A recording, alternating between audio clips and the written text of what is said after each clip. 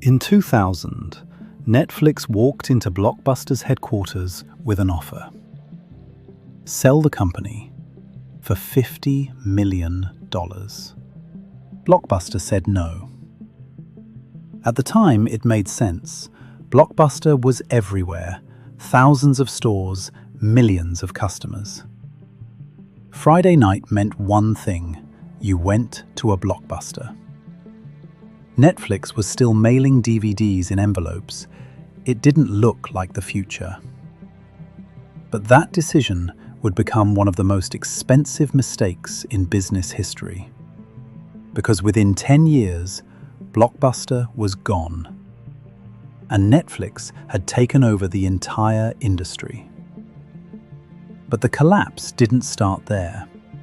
It started with something much smaller: friction. Blockbuster's entire business depended on it. You had to drive to the store, hope your movie was in stock, return it on time. And if you didn't, you paid late fees. Customers hated them. But Blockbuster made a lot of money from them. That was the system, and it worked. Until Netflix removed it. No due dates, no late fees, no driving. You paid a subscription.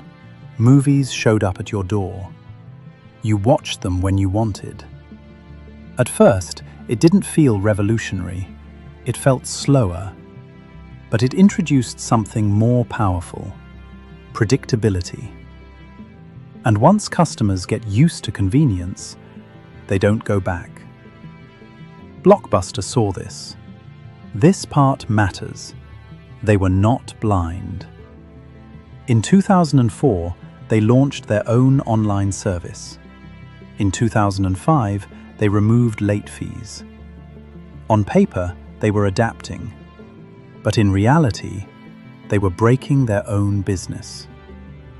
Blockbuster was now running two systems: stores and online. One made money, the other burned it. Every customer that moved online made the stores weaker. And the stores were everything. Thousands of locations, employees, rent, inventory. Netflix didn't have that problem. It scaled with logistics and software. Blockbuster scaled with buildings. One got lighter, the other stayed heavy. So Blockbuster tried something smarter: total access. You could rent online and return in store. It looked like the perfect bridge between the old world and the new one. And for a moment, it worked. Customers liked it. Adoption grew. It looked like Blockbuster might actually turn this around. But it came at a cost. A big one. Marketing expenses went up. Operations became more complex. And the company was already carrying debt. Blockbuster wasn't just competing, it was fighting while constrained. And then everything changed again. Streaming. No DVDs, no mail, no stores. Just press play. Netflix moved early. Blockbuster couldn't.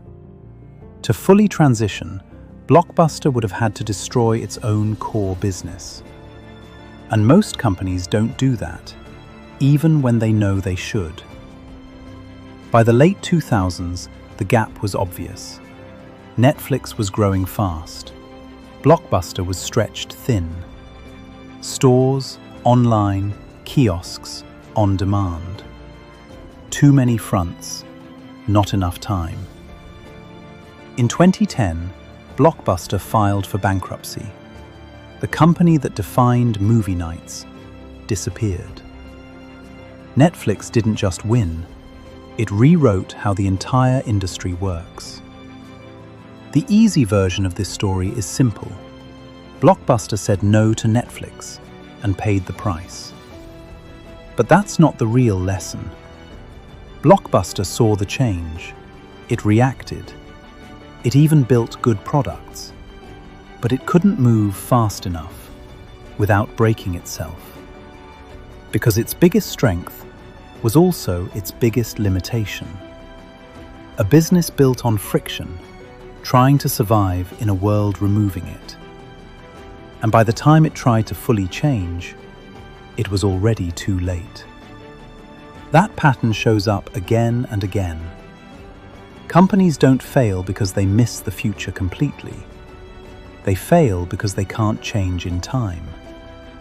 And when the model that made them powerful becomes the reason they don't survive,